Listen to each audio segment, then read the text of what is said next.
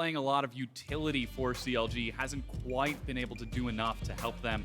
And now it's time for CLG to answer back as we get into champion select for game number 2 between Phoenix1 and CLG. Currently, Phoenix1 lead the series 1-0. Big smile on Pyrion's face as he saw that Twisted Fate get banned away. Always feels pretty good to play a champion so good the enemy team bans it, but again, that Shen taken away from Zig, Vladimir banned off of the table as well. Yeah. Oh, and Pyrion immediately goes for the Azir. I was like, you got to take Azir away from Huhi because his Ryze and Azir are his 2 most confident champions. People weren't taking them away at like MSI and stuff like that, and that's why he was able to have some decent performances. And now teams are really keen on that. Ryze and Azir are not so much target bans anymore. They're just general strong bans. And the first pick Azir is putting Pyrion in a position to possibly carry this game. Yeah, we've seen some pretty amazing plays from him with a huge Emperor's Divide in his series earlier this week. But CLG answer back. Xmithy being allowed to take that Rek'Sai and Stixxay immediately hopping onto that Sivir. Yeah. CLG don't want to let those power picks slide by. Exactly. Both champions that were picked up by P1 in the last game very early on in the draft. Sivir going in the second round for them, and Rek'Sai in the first one. Braum was the other pickup that went first for P1, but this game, still a lot open. We'll see what they go with.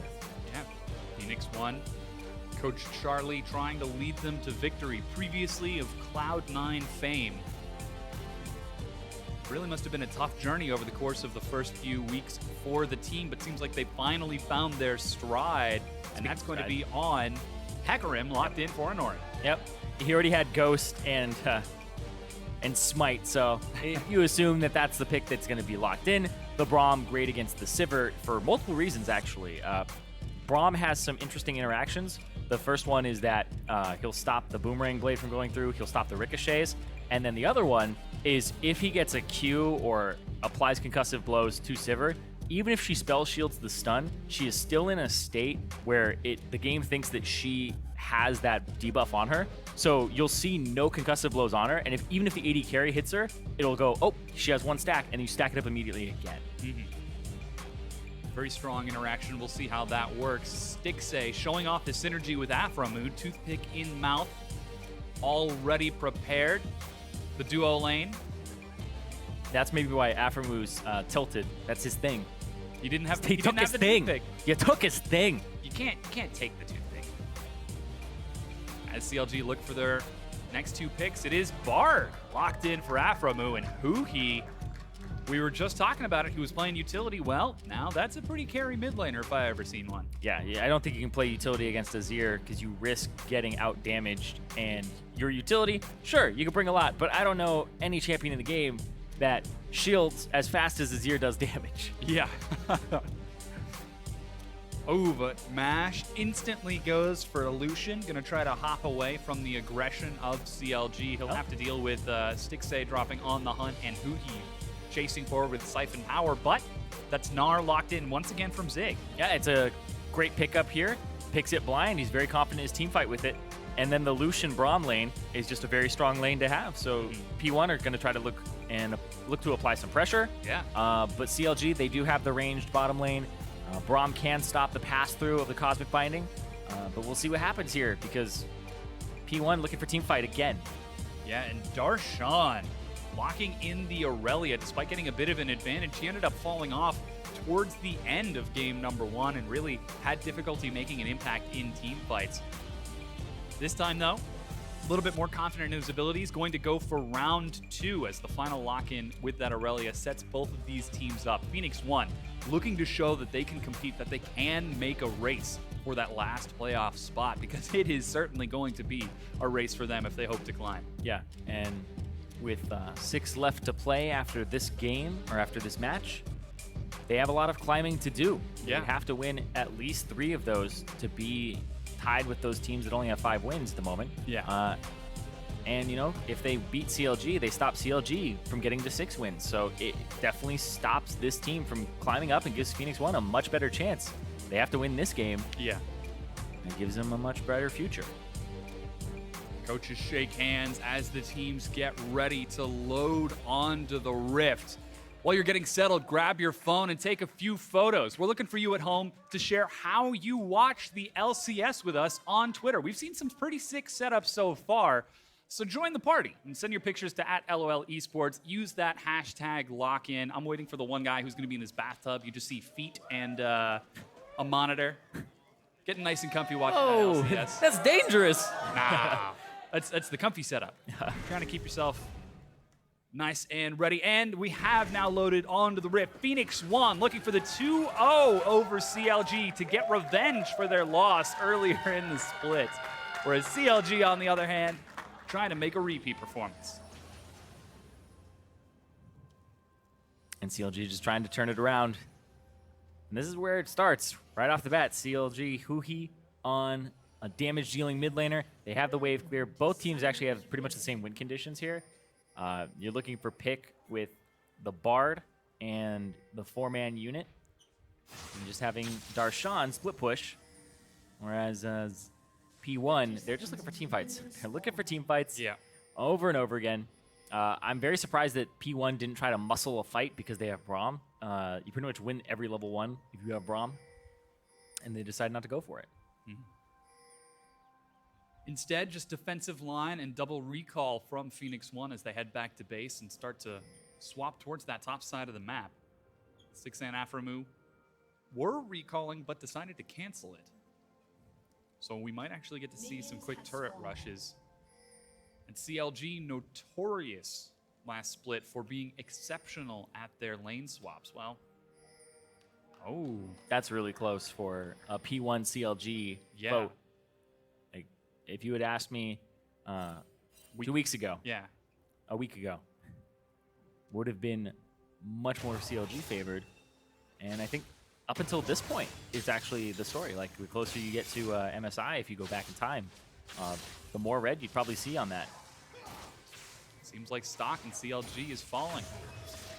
However, it is still only week 6. They do have a bit of time. Yeah, they talk about how it's all about how you finish. And P1 took that to heart. Yeah. They're like, oh yeah, it's not how you start. Just win the next 9 and you'll be good. And they're well on their way to doing that. And it's the old 2-on-1. You don't usually see lane swaps like that too much anymore, where the top laner is left to his own devices trying to pick up some CS and then has to hang around the turret. Probably TP to the opposite side.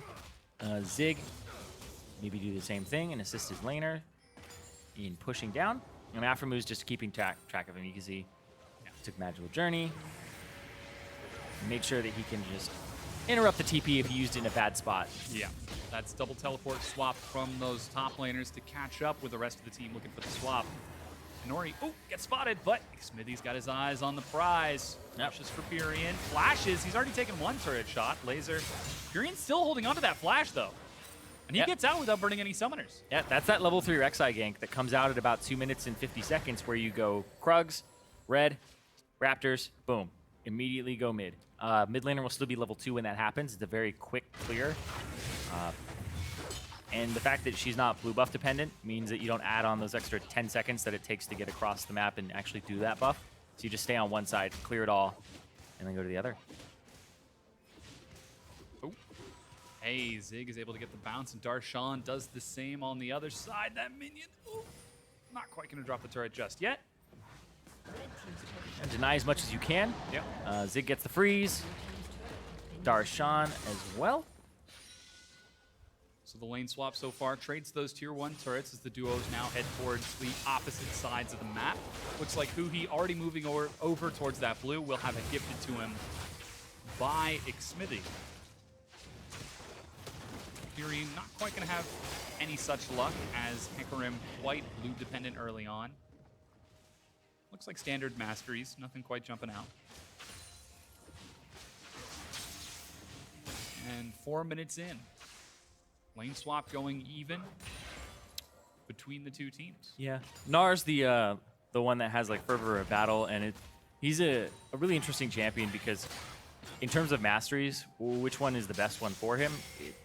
It's probably that one because of how many auto attacks he can get against melee matchups. Some people will go for the grasp, but grasp's effectiveness is cut in half when you're ranged. So it's like, what do I even go for? Do I go for Thunderlords? Do I invest in the tank tree because I'm supposed to be a tank later? So it's mostly about that lane bully, and that's why he picks up the Fervor battle. It's pretty standard now, but for those of you out there who want to pick up Gnar, because you're seeing him more and more, is bully in lane with Fervor. That mini Gnar so strong at trading in lane. Yeah. Well, half the time I'm always like, I just want to stay mini Gnar all day. It's great. Can I just pick to choose to stay in mini Gnar? Yeah, I mean, if you had the ability to select when you transform just on a dime, Oh, yeah. he'd be way powerful. Put that on a toggle. Yeah, that'd be insane. That's why they were able to put so much power inside of it, inside of both of his forms in different scenarios. And P1 actually They takes stay on the turn in, a little bit faster. yeah, they stay and share the gold. But CLG, they are going to get solo gold to Darshan, group up and head towards that bottom side of the map. Looks like they wanted to contest any chance for Phoenix1 to take that Infernal Drake early on. Neutral objective control, a little bit lacking for CLG in game number 1 as they prioritize the turret rotations. Uh-oh. Oh, Afro doesn't go right away. But Zig's actually going to face check. Stunned against the wall, just going to take a little bit of damage. CLG, though, are going to continue to catch minions, not looking for the kills or that early Drake. Just looking for some vision control on this side of the map, forcing Phoenix1 to have to buy more pink wards. There's some things going down on the Infernal, and yep, they hadn't really spotted Xmithy. He's been hanging around this Drake for a pretty long time now, and when they see the dual lane on the top side, that's your go signal to go ahead and take this Infernal. Yeah, now they're going to see Gate trying to get some wards in that jungle. Looks like we might see tier 2 trade, but CLG are taking a lot of damage from this Infernal Drake. 6A is even going to come over and help. Oh. They're actually pinging down onto Zig. He's got flash. I mean, there's this gigantic minion wave here. When a minion wave is grouped up like that, you got to make a play. Xmithy's going to try to cut him off and gets the jump. Knocked up mid-leap. Takes some big damage and is forced to get out of there. He's going to miss a lot of these minions, though. Yeah, that's what you're looking for, is just trying to deny the top laner from this minion wave and try to like push him out of the game, close him out, and make sure that he can't do anything. And that's what they're doing to Darshan here. Oh, he's going to get stunned. They drop Ignite. They get the stun. They're diving and in-him turret. First blood, Phoenix1. And the Lucian Braum combo. Huhi chases. He flashes. Chaos Storm the tick. Oh, Huhi gets the kill and is able to clear out the minions as well. And the roam from the mid lane there. Huhi, and he always talked about how he likes to give up his pressure for his team on the side lane, and that's his playstyle. And it's what's been hurting CLG, but it also helps them in this scenario as they pick up a turret that's unanswered. This mid lane turret, though, may go down. But I don't think so. Don't have enough minion waves. Yeah, they just don't have enough this early on. It's barely 7.5 minutes into the game, and the trade definitely goes in favor of CLG as they pick up a kill and answer 1-for-1, but they're able to clear that bottom tier 2 turret. Now look to pressure and clear out these minions. Deny as much as you can, as we said. Here's that play is once again. Hits him a couple times. Gate goes for the W flash, I believe. Yep. Or W auto. WQ, sorry. WQ flash afterwards for the Ignite. 3 flashes. Then Huhi ghosts in, flashes on his own, and the Chaos Storm. Yeah, and able to pick him up there. Maybe if... Yeah, it's always great because I like to watch plays and be like, okay, well, how could they have changed that? Maybe if Gate had realized that Mash was going to be the target because he's low and had just swapped targets and applied concussive blows to Huhi, maybe he would have had enough time to get the stun off if he had had some assistance. Well, Huhi did flash on top of him, away from Gate, so... Yeah. In chasing for the kill, they kind of overkill. Exactly. They were trying to walk back through the turret, but if Gate had taken a route down... instead of to the left. Instead of to the left. Yeah, but that's the only scenario where it works out that way. Yeah, CLG group is 5 and look to pressure that wave that Zig is trying to clear out. Yeah, and there's a big minion wave, and you have low wave clear on the enemy top laner. Go to that wave. Use it appropriately. You know Zig has no flash. Nori's here as well. Nori's 6, though. 6. And they actually turn and get some damage onto Xmithy. He's going to take a turret shot. but this wave will be cleared out, though they do have to share experience in gold. Zig is going to get a healthy chunk of it. P1 are on a timer right now. They want to just hold off CLG and allow MASH to push that bottom lane all the way into the turret. Yeah, you can see Darshan now recalling to try to catch up with that minion wave. Zig will be able to catch up and get most of these minions. He's backing up as well. He's just like, hey guys, I pushed it up to the turret. And now CLG are going to try to rotate, put some damage on the mid lane. Still sticking with that macro play. Yep. As expected, trying to catch Phoenix1 off guard. But Phoenix1, taking a look at their wards, they saw this play coming and were able to react in time to defend and keep themselves apace with CLG. But, as we said, it's just a timer for Phoenix1. Gotta wait out this pressure, get to the point where they can team fight. That Azir is a ticking time bomb.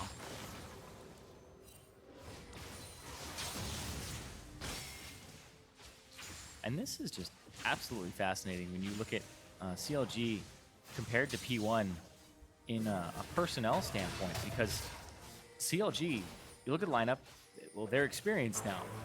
Like Stixay, Afromu, right? Stixay was the replacement coming in spring, but is back-to-back championships, going to Worlds for CLG, going to MSI, playing against so many different teams, and P1, like Inori and Zig, haven't had international experience at all, and they're holding toe-to-toe. Inori tries to chase, but eats a binding. Oh, decides not to ulti because he sees the TP coming through from Darshan, and now Xmithie has the flash. Zig's only level 5 right now. Despite the fact that he has teleport, he can't quite group up, and he can't make up his mind. He's dancing around in his base. Minions bottom, minions top. Yep. Time wasted is experience wasted. And Darshan is far ahead of him. He wants to pick up that bottom wave. That bottom wave will probably get him to about the point that Darshan is right now.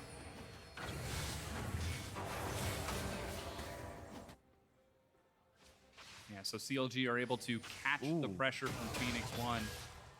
Zig is going top. This is really unexpected. You expect him to catch that bottom wave. You can see how close he is to 6. He could catch the bottom wave and then TP in. Oh, Chaos Storm dropped onto Furion. But he's CLG here to help. Are looking oh my god. collapse. He's got flash and heal. Flashes, heal. Emperor's Divide. And Furion escapes. Zig has to hop out of the gravity field, but CLG, they've got enough minions to try breaking down this turret. Grouping has 5, sticking to that macro play, sticking to their guns. Finally, they find a weakness in Phoenix1's armor and break through. And CLG going for some warding, some cleanup afterwards. Clean up the jungle, push down. That's a giant minion wave bottom. You want to deny it if you can. I don't know if they have the HP bars to do it. They're going to try for it, though. If you kill Zig here, you take him out of the game. Afromu. Zig just got level 6. He's hanging on to the flash. He flashes. Darshan chases. Afromu has 6. Oh, and he gets out alive. Just barely, but Zig really wants this minion wave. His team, please. Yeah, just being denied. He will catch a lot of experience. Oh, he's like, Furion, go away. You got your own minion waves. There he goes. Manages to catch a handful. Yeah. He's just a little bit down in minions, but he's way down in experience behind Darshan. Full level at this point. However, CLG are going to use this pressure now and clean up the Ocean Drake. Those wards for Phoenix1 not quite able to keep them safe as CLG just continue moving across the map. 2 Drakes for Counter Logic Gaming. Also, I'd like to apologize. I used the word apace incorrectly earlier. What? It means swiftly. But what did you... I was like, Phoenix1 want to keep themselves apace with CLG, thinking it meant like in step with. What made you realize your mistake? You looked at me really funny. Did I? You did. Oh, man. You misinterpreted that. Okay. I didn't even catch that. Alrighty. So nobody would have known. Yeah, Zyrene's subconscious brain is like, no. Maybe I just look at you that way all the time. Maybe I gotta. Oh man, I gotta watch my sidelong glances.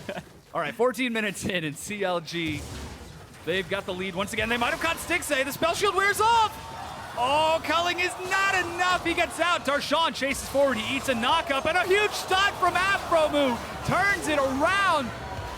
I was going to give time for the TP, though. MASH gets caught. Zig will teleport in, but MASH is dead. And Zig, yeah, he's going to have Meganar, but he's got nowhere to go with it.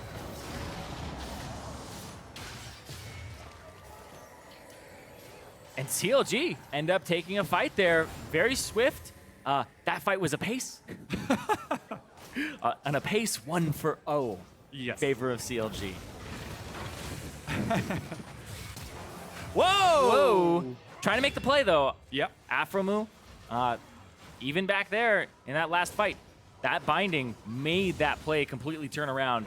And it's because he went for it. He went for that effort and tried to go for the risky play. Darshan was low, almost killed Stixay too. Phoenix1, though, trying to get the aggressive play. It's turned on its head by Counter Logic Gaming, who are now looking to secure this Rift Herald. No chance of a contest from Phoenix1. And this will be secured. Darshan is going to be one happy Aurelia for the next 20 minutes. Oh, there he goes. Yep. Oh, get out. Woo. It's super good in this matchup as well, because the Gnar is pretty much reliant on doing the physical damage. And we'll talk about that in a second. Doesn't get the last auto off. Mash has flash. Mash decided not to follow for autos with a flash. All right. I mean, he went for it.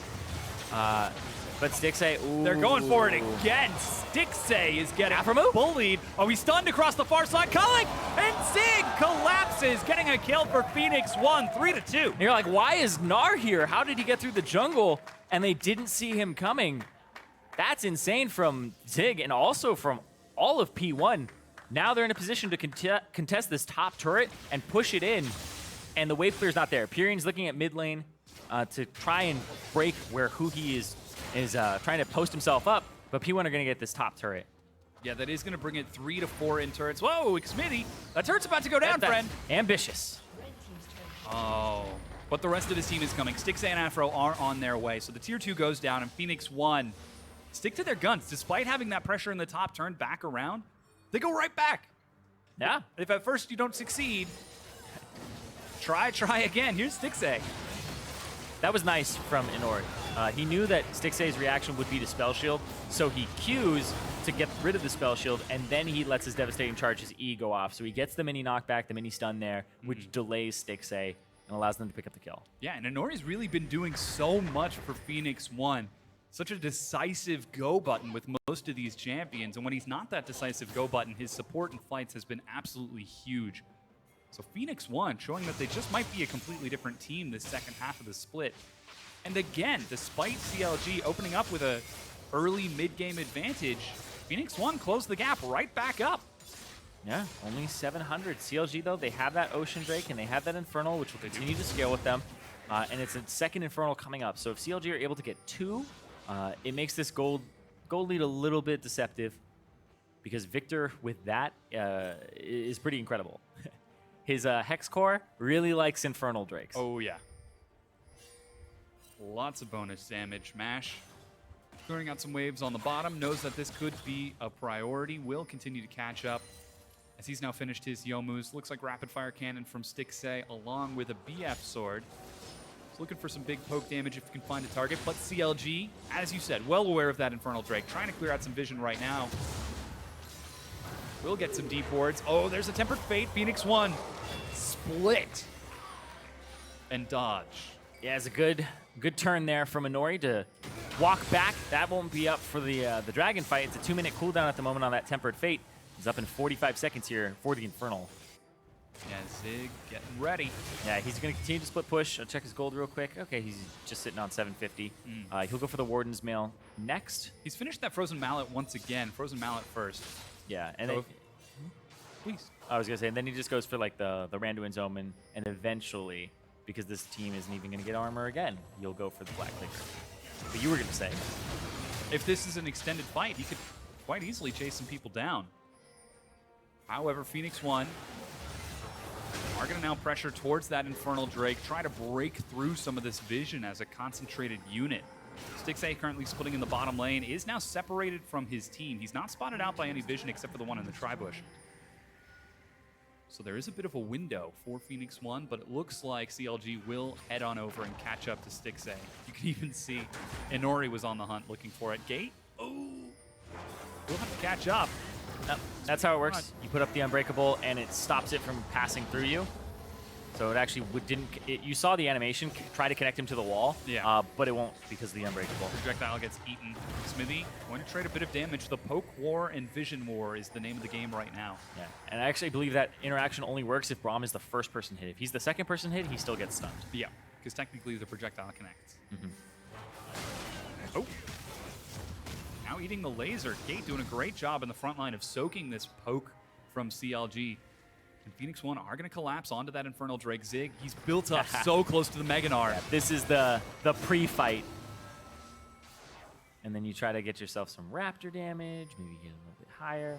They see Zig right guess he doesn't now. go for it. That bar decays, so... Yeah, trying to juggle that Gnar bar is so difficult when you know there's about to be a team fight to break out. It's already decayed to about half. Yeah. It's going to just auto-attack some minions, get it back up. As the two teams very carefully dance around each other and the Baron. Zig, oh, he's taking a little bit too much damage. Yeah, the Infernal Drake going to be started up from CLG. This will be their second one if they're able to get it. It's going down super quick, and it's not going to be answered here because Darshan's still playing bait. Yeah, they're chasing down Darshan. They've got the Frozen Mallet, remember. Zig, oh, goes Mega, but Darshan flashes. Yeah, flash for Infernal Drake. I'll take that every time. There are pings down onto the Baron by Phoenix1, but this would be a very optimistic play. I think they're going to CLG go are for split. it, They're actually going for it on spawn. CLG don't have any vision of this. There's a ping as Xmithy raced out with the Void Rush. Gate's going to get over there. Oh, he missed the Lord. He drops the second one, though. Now he sees it's already down to about 3,000 health.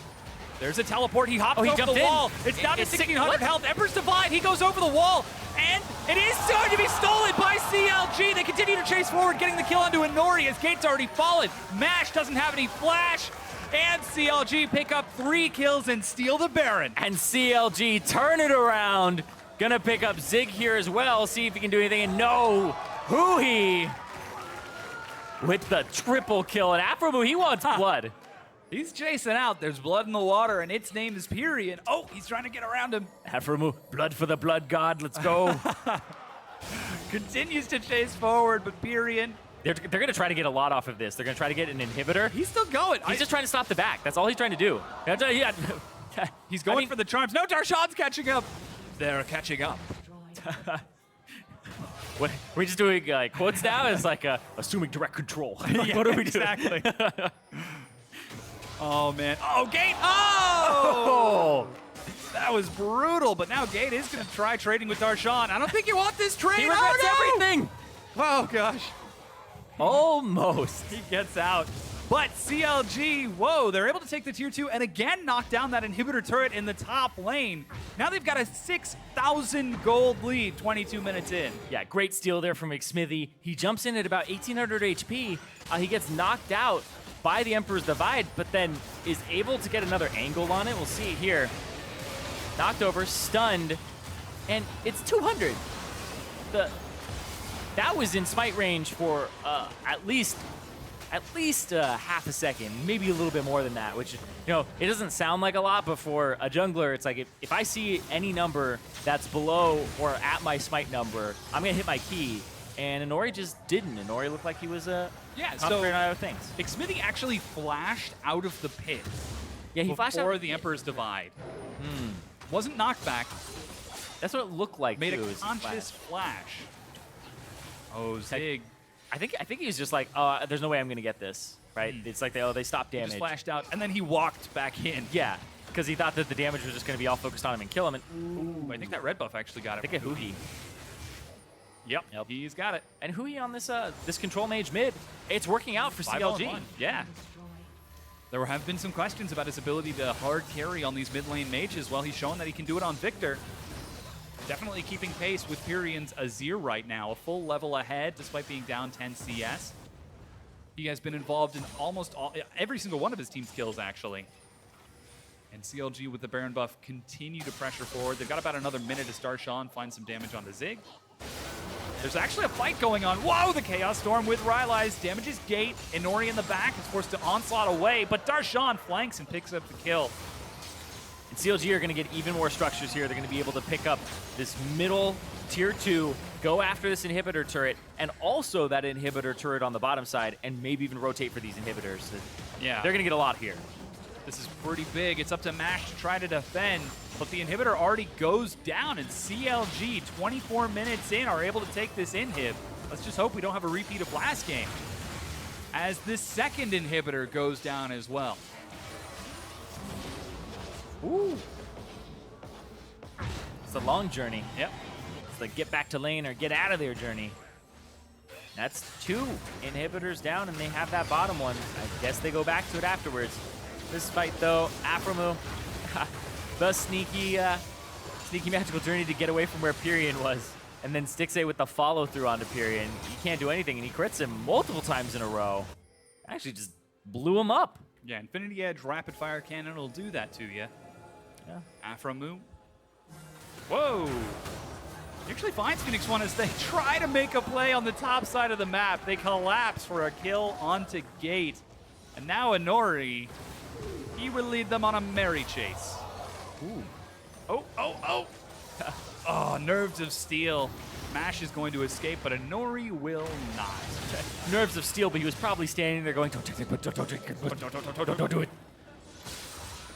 And Darshan gets the kill. 10-4 right now. 8,000 gold for CLG. They've got 3 Drakes, and despite no longer having the Baron buff, they've got control of the map. Yeah, this is more of the game that CLG was hoping for last game. 3rd Infernal Drake coming up here for CLG. Oh, yeah. Very far ahead. Victor's AP at the moment, who he's sitting at about 480. The Rylai's and the 150 from Perfect Hex Core. CLG now grouping around that Infernal Drake. You can see Huhi and Aphromoo dancing around the pit right now, while Mash, they know he's there. It's damage. They're pinging him down. He's going to try to turn on the Stixxay for the solo. Oh, but goes down. Stixxay gets the better of him, 1-on-1. Yeah, Stixxay's like, I'm going to stand here and I'm going to crit you many times in a row, and you're just going to try to hit me with culling. And pops the ult. Stixxay pops the ultimate and basically puts on his dancing shoes, dodges a lot of the culling. He just gets the crits and takes him out. He had heal, too. He didn't even burn through that. So it's now up to Pyrian to try to defend that last remaining inhibitor, but super minions are pushing onto the Nexus turrets. The tank line isn't there for Phoenix1. And Smithy sees that along with Huhi. They immediately dive in and pick up the kill onto Pyrian. Gate, again goes down. Double kill as Darshan chases forward. He's looking for Zig. Dodges the stun, but gets walloped against the wall. Finally, he'll go down, but he's able to get the kill with Stixxay. That's 3 members of Phoenix1 dead. And Phoenix1, they're seeing the fallout from that call they made on Baron. The game was getting closer, and then they throw it all away, and CLG take advantage and come up big. Yeah, they're going to push onto the Nexus and destroy it. CLG win game number 2 against Phoenix1. And CLG strike back. They're like, that's how it should have gone before. Yeah. They won both early games. Phoenix1, though, they were able to hold out and keep it close until just one little decision there for the Baron. This is the CLG, I think, that we were expecting to see, that we were hoping to see more and more of. Where were they in game number 1? They were in the first half, and then they got really aggressive and ended up messing up right around Baron, and honestly, a great play from Phoenix1 turned it around. Yeah. This game, though, it was like Smithy stealing the Baron. The Baron play itself was a little bit questionable. It was very ambitious instead of just trying to keep them out of the pit or even just fighting them outside of it. But Phoenix1 went for a desperation move when the stakes weren't really in a desperate scenario. They just tried to go for broke. I mean, we saw them try that multiple times, invading in the top side as a unit, but just not quite cohesive enough to pull it off, getting picked off and even losing a little bit more. But that means we're all tied up. We are going to a game 3, ladies and gentlemen. So first, we're going to check in with Dash and the analyst to break down that win. Thank you very much, gentlemen. CLG evening up the series 1-1 here against Phoenix. And I think what Zyrene just said is hugely important. The fact that Phoenix1 did make somewhat of a desperate play in a situation that was not that desperate. Right, Didn't necessarily demand a desperate play. You can kind of, most of this game, you can, not, I don't want to say skip over, but it was a 2v1, and CLG was moving around the map a little better to get a turret lead. Fast forward. Yeah, and then they took some kills, and then next thing you know, it's a pretty even game state, and Phoenix1 is forcing this Baron, and you're kind of like, what? This isn't necessary. If it's a sneak, sure, but they, like, force. Right. Very much so. I mean, so we will get to that as a replay because it is a very curious situation in which Phoenix1 still had the option to actually secure the Baron and didn't. But before we get to that, I do want to take a look at the team compositions built just to see what adjustments were made between games 1 and 2. TF banned out by CLG is the first thing that hits. So the first thing that I want to touch is that Irelia is a counter to Gnar. Irelia beats Gnar because in mini Gnar form, Gnar just cannot do anything to that. But we saw in the previous game that the matchup was swayed by the TF pressure. So he was losing lane very hard in that 1v1, but when TF kind of put that pressure in, it became a lot easier. This time around, even though it wasn't standard lanes, at some point, Gnar just cannot do anything to the Irelia. So not too sold on the just blind pick into the Irelia that you know is coming. Yeah, just something that he seems to be extraordinarily comfortable on. But as we mentioned, CLG banning out the TF means that he doesn't get that help. It is more of a one-sided matchup this time around once we do get out of that lane swap scenario. This pushes us into the game itself. And of course, we still have the likes of Hecarim, Azir, for Phoenix1. So these are still playmaking tools that they can use to create advantages for themselves around the map. Right, but I think one thing we've seen from Phoenix1 enough times is that they struggle when they don't have enough tools. So we saw yesterday their game 1 team had Sivir, Braum, Elise instead of the Hecarim, Shen, and then they got an Ashe as well, and so like they just piled more tools on. Here again, they opt not to take the Ashe and they go for the Lucian, which was something I think surprised both Crumbs and myself because we thought they wanted that engage, pick-off potential. And I think once you start relying on less binary, just shoot the arrow, go in or don't. Right, it either hits or it doesn't. Right. You either go in or you don't. Once you start taking those tools away from Phoenix1, they start to play a little less, though once again, this game seemed pretty decided by that Baron. Well, the Ashe would have been incredible at forcing a cleanse out of mid lane and winning basically the Azir matchup. All right, well, you just mentioned the fact that most of this game did come down to that Baron play, so let's pull that one up right now. 20 minutes into the game, not too long after it spawns, Phoenix1 does go for the Baron itself. Smithy's showing himself. Here's the thing, 2K when he tunnels in, most teams should be able to deal with the jungler, and even here, when they push him out, he's stunned due to the Braum passive. The Baron drops down to 200 health. Inori never uses his smite. Instead, it ults away for safety and still ends up dying. Well, even if you get that Baron, how are you getting out?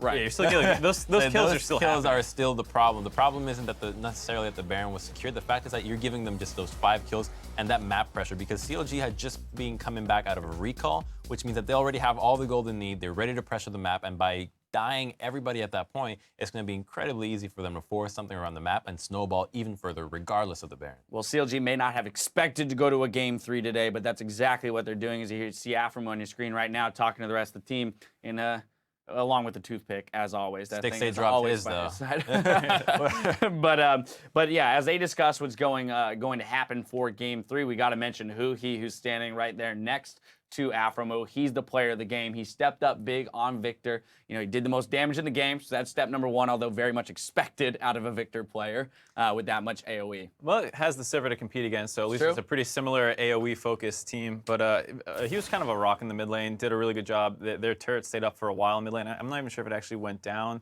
Maybe at the end, but it was the kind of him controlling the. Yeah, we have computers below the desk. I'm like, yeah, was it? No peeking. Yeah, it was the turret advantage that helped CLG stay relevant in the mid game, and a big part of that was Huhi in the mid lane controlling that wave. Yeah, there he has it. So then the question is, we move to Game 3. Why hasn't he played it before?